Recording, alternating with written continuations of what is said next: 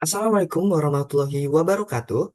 Yang saya hormati, Pak Iwan selaku dosen pengampu manajemen proyek dan juga Mas Dika selaku asisten dosen, serta teman-teman yang saya banggakan. Saya Project Manager kelompok 21, proyek website klinik Zerinda Dental Care yang beranggotakan saya, Nino Aulianahara, selaku Project Manager yang mana bertugas untuk mengkoordinir tim, membuat timeline, dan juga sebagai sistem analis pada tim project ini. Kemudian ada Muhammad Novel Rahmanu sebagai back-end yang akan mengurus logika dan juga penyimpanan data pada website ini. Kemudian ada Christian Peter Pakpahan sebagai UI UX yang bertugas mendesain tampilan klinik Zarinda Dental Care. Kemudian ada Novel Abyunafi sebagai front end yang mana akan mengubah desain yang dibuat oleh UI UX menjadi tampilan yang bisa dilihat di website klinik Zarinda Dental Care. Nah, pada presentasi kali ini saya akan menyampaikan 5 poin utama yang akan dimulai dengan deskripsi proyek, kemudian dilanjutkan dengan fitur analitik, kemudian ada metodologi, dilanjutkan dengan teknologi, dan diakhiri dengan timeline yang telah kami buat. Nah, penyampaian akan dimulai dengan deskripsi proyek. Kesehatan gigi dan juga estetika gigi merupakan salah satu hal yang krusial dalam kehidupan manusia.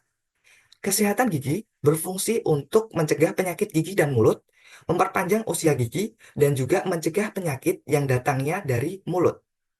Kemudian, estetika gigi berfungsi untuk meningkatkan tingkat kepercayaan diri manusia yang mana akan berpengaruh pada kehidupan sosial dan juga kesejahteraan emosi suatu individu. Klinik Zarinda Dental Care merupakan salah satu klinik dental yang berfokus pada kesehatan gigi dan juga estetika gigi. Klinik ini membutuhkan sistem informasi yang berfungsi untuk membagikan informasi layanan yang diberikan oleh klinik Zarinda Dental Care. Setelah dilakukan requirement gathering, didapatkan bahwa klinik Zarinda Dental Care membutuhkan website company profile yang bertujuan untuk membranding klinik Zarinda Dental Care. Website ini akan berfokus pada penyebaran akses informasi, informasi layanan, reservasi, lokasi, dan juga edukasi yang dimiliki klinik Zarinda Dental Care. Nah, website ini akan dibagi menjadi dua modul utama. Yang pertama, modul admin dan juga modul public. Setelah dilakukannya requirement gathering, kami juga melakukan benchmarking terhadap 4 website klinik dental. Setelah dilakukan keduanya tersebut, kami akan membuat fitur-fitur di dalam dua modul yang telah kami sampaikan tadi, yaitu ada modul publik dan juga admin. Pada modul publik ini akan bisa diakses oleh masyarakat umum, yang mana pada modul publik ini akan terdapat 6 fitur utama. Pada fitur pelayanan, disajikan informasi kepada pengguna atau user mengenai pelayanan yang diberikan oleh klinik Zarinda Dental Care yang dikelompokkan menjadi dua jenis. Yang pertama, pelayanan gigi anak, dan yang kedua, pelayanan gigi dewasa. Kemudian, fitur kedua yaitu jadwal dokter. Pada fitur ini akan ditampilkan jadwal dokter di mana pengguna dapat mencari dokter sesuai dengan waktu yang diinginkan. Semisal kita menginginkan jadwal dokter di hari Senin, maka akan ditampilkan dokter-dokter siapa saja yang bersedia di hari Senin. Akan tetapi, ketika kita memilih jadwal dokter di hari liburnya klinik, tidak ada dokter yang ditampilkan. Kemudian, fitur yang ketiga yaitu fitur lokasi. Pada website ini akan menampilkan lokasi yang mana ditampilkan dalam bentuk maps yang terhubung dengan Google Maps.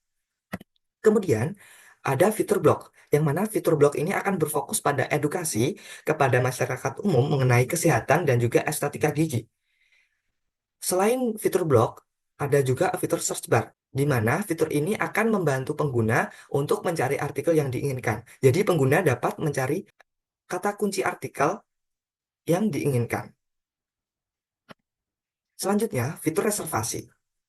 Pada fitur reservasi ini, pengguna dapat memesan layanan melalui WhatsApp Klinik Zarinda Dental Care.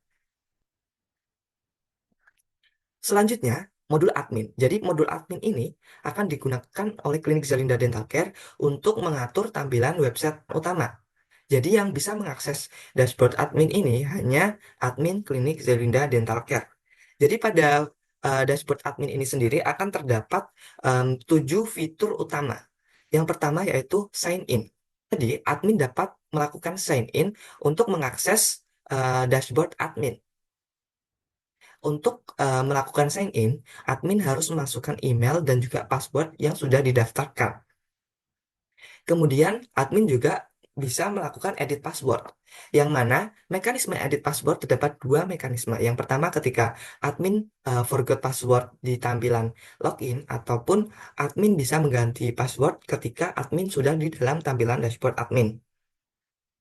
Kemudian, fitur pengeditan dokter. Jadi, pada fitur ini, admin dapat menambahkan, mengedit, dan juga menghapus data dokter. Fitur selanjutnya yaitu artikel. Admin dapat menambahkan, mengedit, dan juga menghapus artikel yang disajikan oleh klinik Jarinda Dental Care berupa edukatif kesehatan dan juga estetika gigi.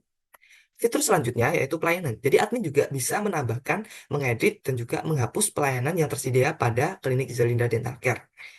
Fitur selanjutnya yaitu gambar. Pada fitur ini, admin dapat mengedit gambar yang ditampilkan di landing page pada tampilan publik website klinik Jarinda Dental Care. Kemudian, fitur kontak.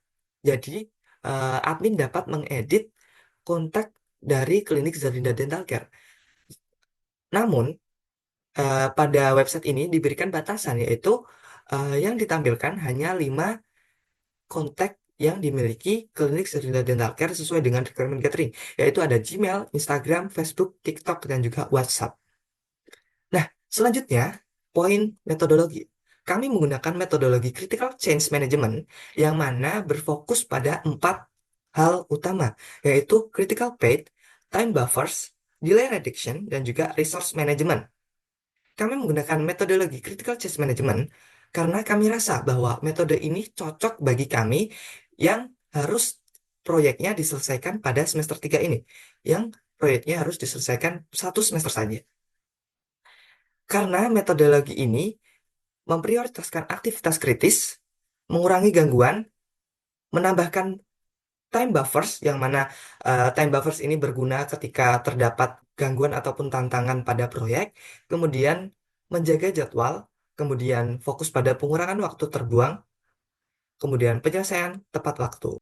Selain berfokus pada timeline, metodologi ini juga berfokus pada pengembangan resource management. Jadi pada metodologi ini akan dioptimalisasikan sumber daya tiap role-nya. Jadi UI UX akan berfokus pada desain, front end berfokus pada tampilan, back end berfokus pada logika dan penyimpanan data, sedangkan project manager berfokus pada time management, mengkoordinir tim, dan juga berfokus sebagai sistem analis tim proyek ini. Jadi ketika setiap role-nya berfokus pada tugasnya masing-masing, tanggung jawabnya masing-masing, optimalisasi sumber daya dan peningkatan produktivitas akan lebih terjaga. Sehingga ketika kita berfokus pada 4 hal utama, kita dapat menyelesaikan proyek sesuai dengan timeline, requirement, dan juga scope yang telah ditentukan. Kemudian, kami menggunakan beberapa teknologi yang disesuaikan dengan role-nya masing-masing. Front-end menggunakan HTML, CSS, JavaScript, Bootstrap, dan juga Tailwind. Kemudian back-end menggunakan PHP, framework Laravel, dan juga MySQL. Kemudian UI UX mendesain menggunakan Figma. Sedangkan saya, Project Manager, menggunakan bantuan Spreadsheet, Canva, dan juga Microsoft Word. Selanjutnya, kami juga telah menyusun timeline yang telah kami sesuaikan dengan metodologi yang kami pilih, yaitu Critical Change Management, yang mana kami menambahkan time buffers untuk menghindari adanya em, penyelesaian penyelesaian proyek di luar timeline yang telah ditentukan. Kami telah menentukan bahwa UI UX atau wireframe akan diselesaikan pada bulan September minggu ketiga, yang mana wireframe-nya udah selesai, kemudian prototyping-nya masih berjalan. Prototyping akan selesai di minggu depan atau di minggu keempat bulan Oktober, kemudian front end akan selesai di bulan depan, di minggu pertama, kemudian back end selesai di bulan depan di minggu kedua, kemudian akan dilanjutkan dengan testing. Sesuai dengan yang saya katakan tadi, bahwa kami menambahkan time buffers yang mana menghindari adanya pemoloran waktu. Nah, itu saja yang dapat saya sampaikan. Saya mohon maaf yang sebesar-besarnya apabila terdapat kesalahan yang disengaja maupun yang tidak disengaja. Harapannya, proyek ini dapat selesai sesuai dengan timeline, requirement, dan juga scope yang telah ditentukan. Sekian, terima kasih. Wassalamualaikum warahmatullahi wabarakatuh.